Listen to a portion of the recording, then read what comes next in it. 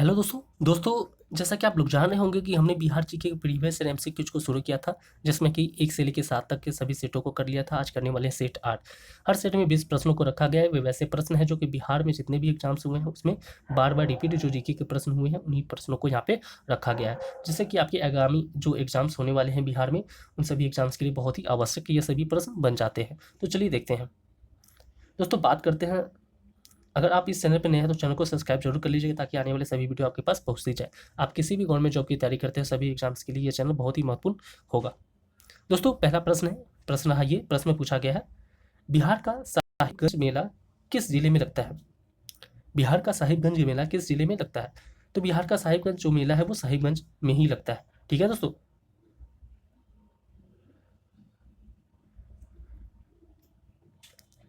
दोस्तों अगला प्रश्न है, बिहार का प्रमुख क्षेत्रीय नृत्य कौन सा है? बिहार का प्रमुख क्षेत्रीय नृत्य कौन सा है?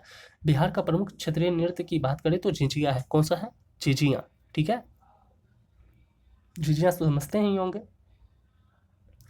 दोस्तों अगला प्रश्न है, भारत में पाटलिपुत्र प्राचीन नाम किस शहर का था? बिहार में पाटलिपुत्र जो ये नाम है, जो प्राचीन नाम है, ये पाटलिपुत्र किस शहर का नाम था? पाटलिपुत्र बताइए कौन से शहर का था? तो पटना का नाम था।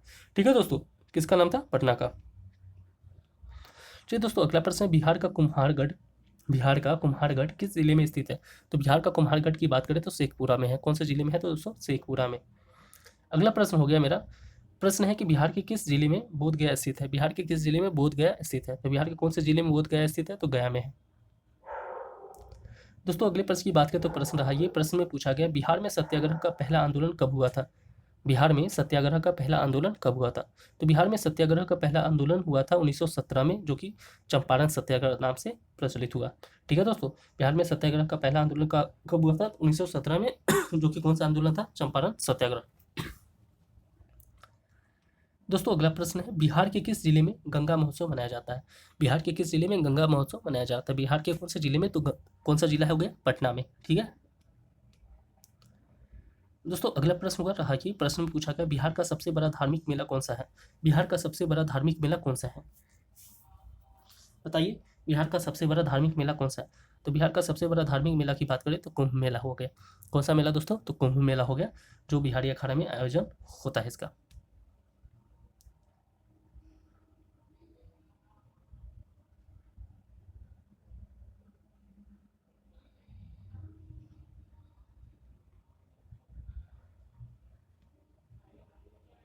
दोस्तों अगला प्रश्न है, दोस्तों इस प्रश्न को देखिए, इस प्रश्न में थोड़ा सा एरर लग रहा है। बिहार का सबसे बड़ा धार्मिक मेला, इसमें एरर लग रहा है। ठीक है दोस्तों, इसमें बढ़ते हैं आगे अगले प्रश्न की ओर। दोस्तों अगला प्रश्न है, नदी महात्म्य के विषय में प्रसिद्ध लेखक कौन है? नदी महात्म्य के विषय में प्रसिद्ध लेखक कौन है?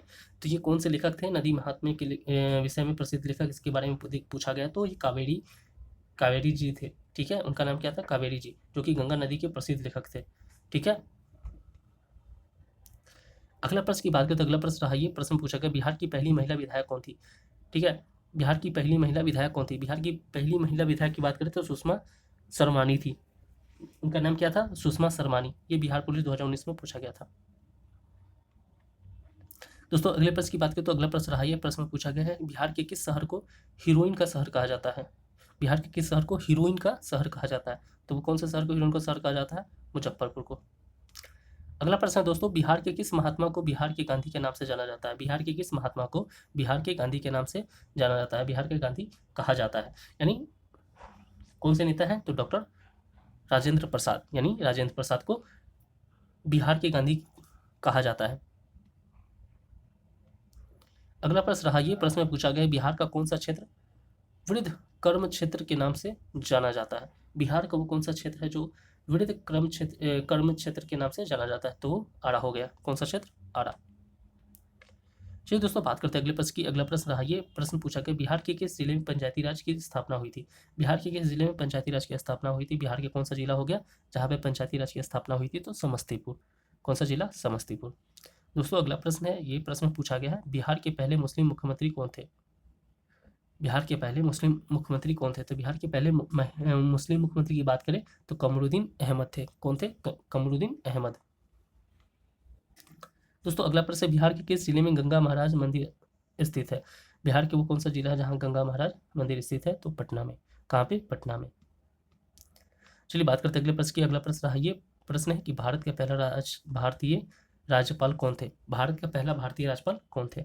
ठीक है दोस्तों, भारत का पहला भारतीय राज्यपाल कौन थे? तो श्री कृष्ण सिंह थे। कौन थे? श्री कृष्ण सिंह। अगला प्रश्न रहा ये प्रश्न पूछा गया है, मिथिला पेंटिंग किस क्षेत्र से संबंधित है? मिथिला पेंटिंग किस क्षेत्र से संबंधित है? तो किस क्षेत्र से संबंधित है? दरभंगा, जो कि मिथिला में दरभंगा और मधुबनी से संबंधित है। मिथिला पेंटिंग किस क्षेत्र से संबंधित है? तो दरभंगा और मधुबनी से। दोस्तों अगला प्रश्न होगा ये प्रश्न पूछा गया, बिहार में स्वराज का आंदोलन किसने शुरू किया था? तो बिहार में स्वराज का आंदोलन चंद्रशेखर आजाद ने शुरू किया था। किसने शुरू किया था? चंद्रशेखर आजाद ने शुरू किया था। अगला प्रश्न रहा ये प्रश्न पूछा गया है, कौन सा स्थान सारनाथ में स्थित है? कौन सा स्थान? सारनाथ में। सारनाथ में महात्मा बुद्ध का ज्ञान की प्राप्ति का स्थल जो है वो कि सारनाथ में स्थित है। महात्मा बुद्ध का ज्ञान की प्राप्ति कहाँ हुआ था? सारनाथ में हुआ था। ये स्थान सारनाथ में स्थित है। ठीक है दोस्तों, तो चलिए मिलते हैं दोस्तों अगली वीडियो में, तब तक के लिए धन्यवाद।